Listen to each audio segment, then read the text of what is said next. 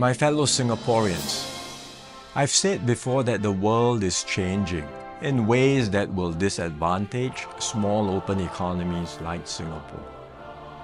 Some had previously questioned this assessment, but the recent Liberation Day announcement by the US leaves no room for doubt. It marks a seismic change in the global order. The era of rules-based globalization and free trade is over.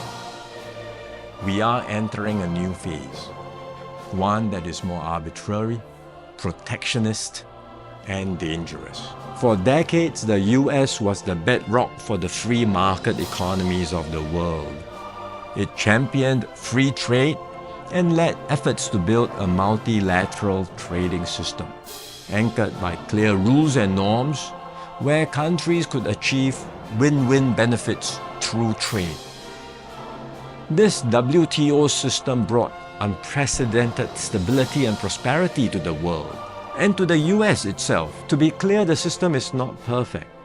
Singapore and many others have long called for reform, to update the rules and to make the system better. But what the US is doing now is not reform. It is abandoning the entire system it had created.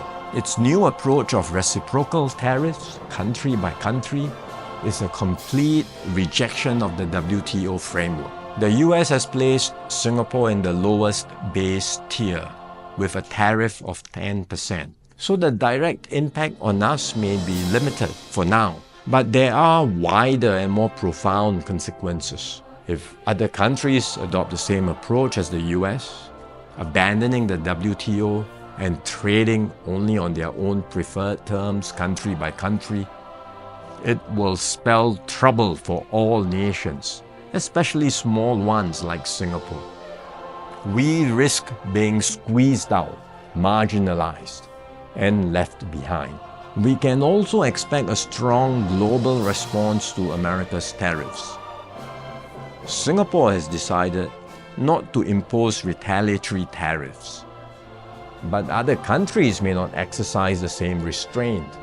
The likelihood of a full-blown global trade war is growing. The impact of the higher tariffs, plus the uncertainty of what other countries may do next, will weigh heavily on the global economy.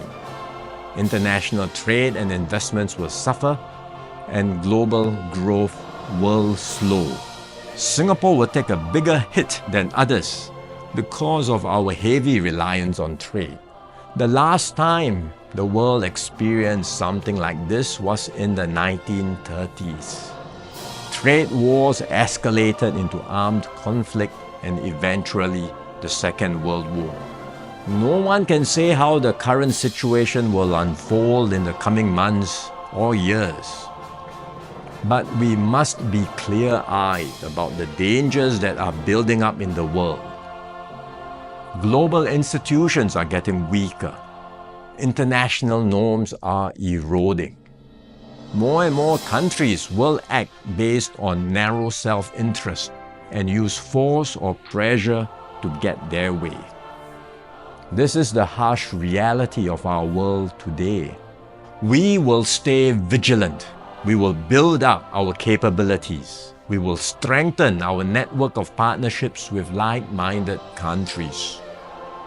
We are more ready than many other countries with our reserves, our cohesion, and our resolve. But we must brace ourselves for more shocks to come. The global calm and stability we once knew will not return anytime soon. We cannot expect that the rules which protected small states will still hold. I'm sharing this with you so that we can all be mentally prepared, so that we will not be caught off guard. Let us not be lulled into complacency. The risks are real and the stakes are high. The road ahead will be harder, but if we stay resolute and united, Singapore will continue to hold its own in this troubled world.